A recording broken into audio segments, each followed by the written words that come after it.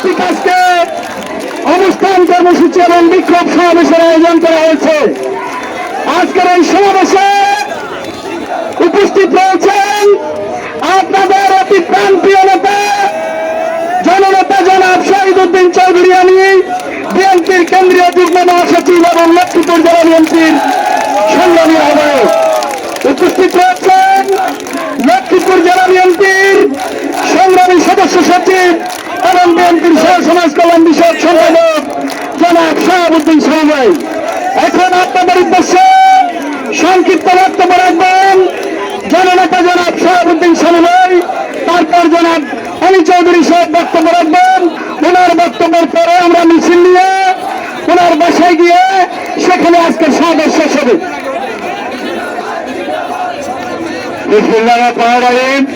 কোন বক্তব্য নাই। আমাদের আজকে বিএনপি লক্ষ্মীপুর জেলা বিএনপি সভাপতি